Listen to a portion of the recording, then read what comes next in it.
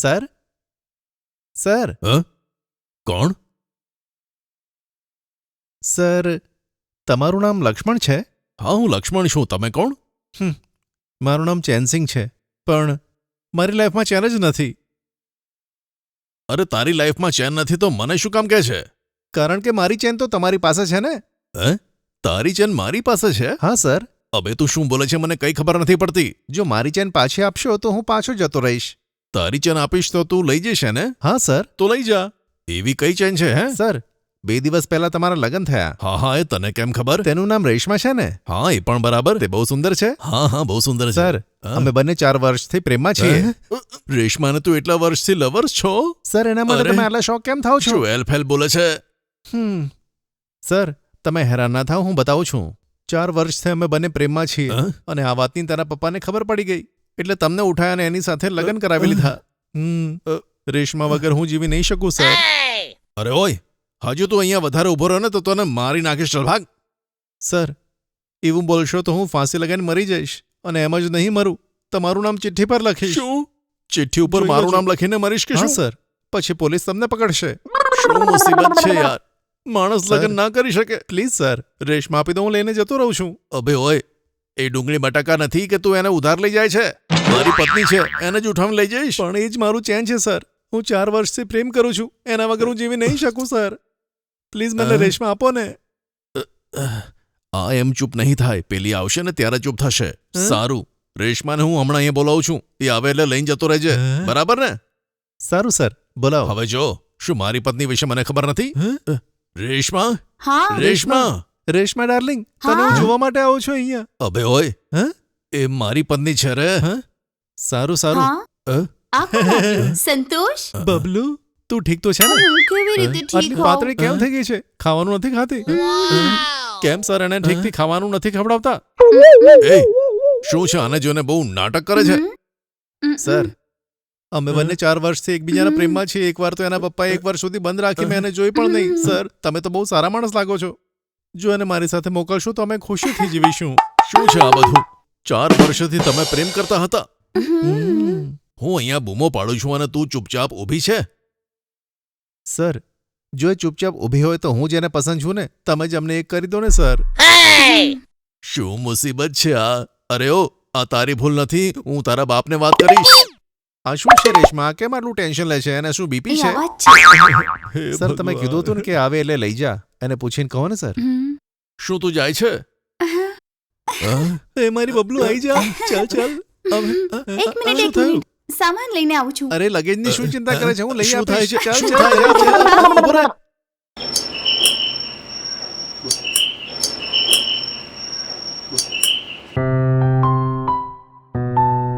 શું બેટા, યાદ છે તને?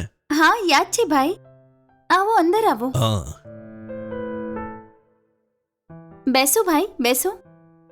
હા ભાઈ, ચા કોફી કઈ લઈ આવું તમારા માટે? ના, કઈ ના જોઈએ. અહીં ઘરમાં મમ્મી પપ્પા નથી કે?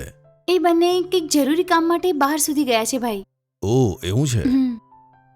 તો કહો દીપ્તિ કેમ છે? દીપ્તિ સારી છે બેટા. દીપ્તિ વિશે થોડી વાતો કરવા માટે હું અહીંયા આવ્યો છું. અચ્છા, એના વિશે શું છે? આવ, પહેલા આવીને બેસ.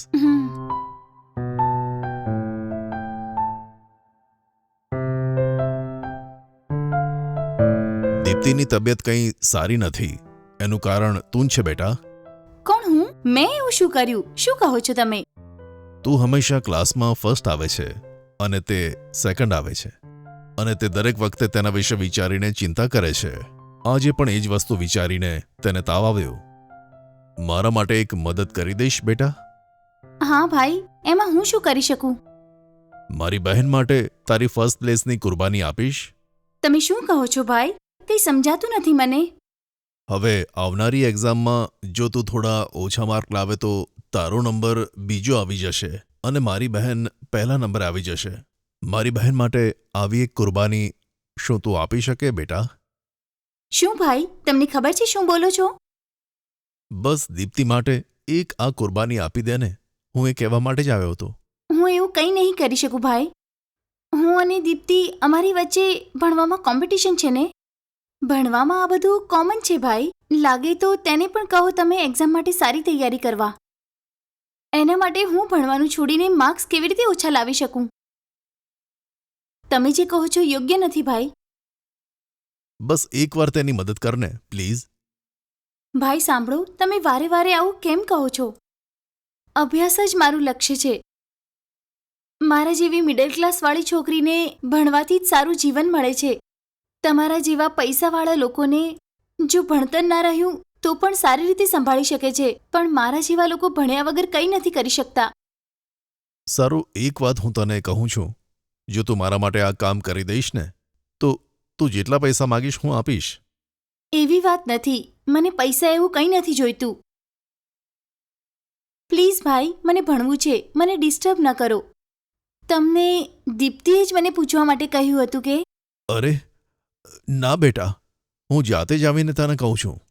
સારું, આખરે તારે કહેવું છે શું બેટા? દયા કરીને તમે આના વિશે વાત ન કરો ભાઈ. આની સામે ભીખ માંગવાથી કંઈ નહીં થાય. મારે બીજું કંઈક કરવું પડશે. ચા પીવડાવીશ બેટા? માથું દુખાય છે. હા, લઈને આવું છું ભાઈ, તમે રાહ જુઓ.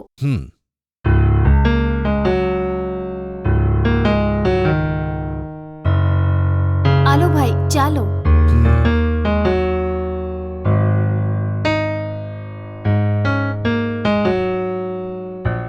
એક મિનિટ, પીવા માટે પાણી આપીશ? હા ઠીક છે ભાઈ, લઈ આવું છું.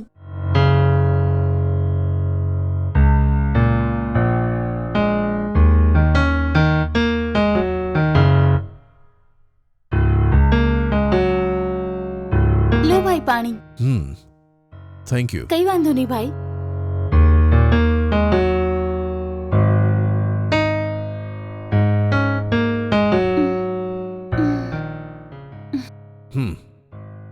આજથી મારી બહેનને તારાથી કોઈ તકલીફ નહીં થાય. મારી બહેનની તડપ મારાથી જોવાતી નથી. તેની ખુશી માટે હું કંઈ પણ હદ પાર કરી શકું છું. પછી ભલે મારે જીવ લેવો પડે.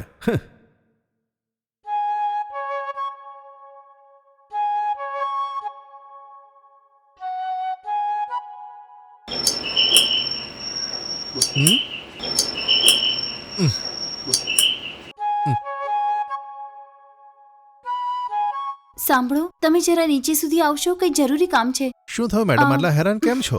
એ ઇમરજન્સી છે. મારા પતિ અચાનક ચક્કર આવીને પડી અરે ગયા. ચલો જોઈએ. પ્લીઝ થોડું જલ્દી આવો ને. હા,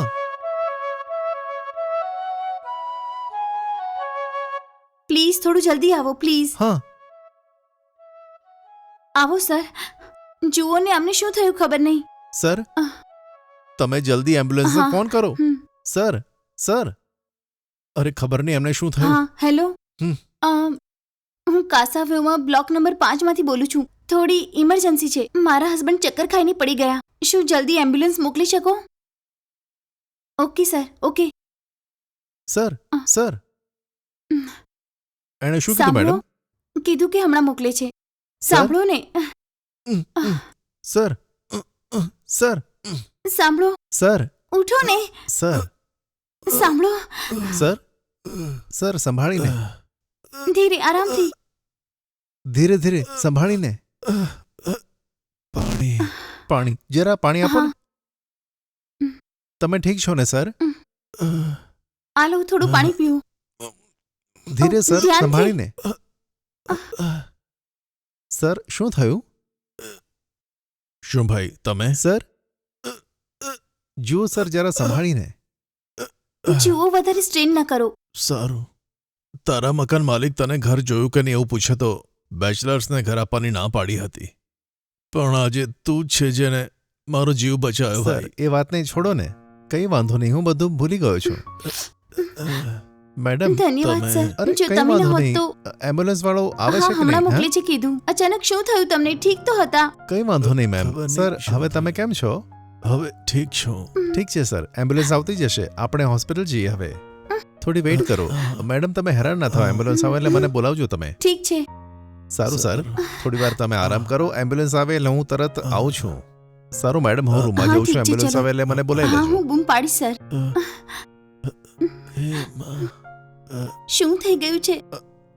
શું થયું ખબર નહીં યાર. તમે થોડો આરામ કરો. સારું. હજી વધારે પાણી આપું? હમ. આરામથી સંભાળીને પીઓ.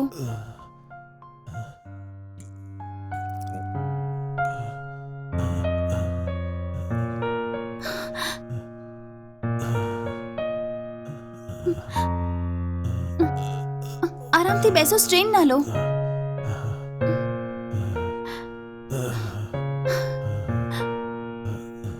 તમે નીચે પડ્યા તો મને કંઈ જ સમજાતું નહોતું. 1 મિનિટ માટે તો મારો જીવ જ જતો રહ્યો હતો.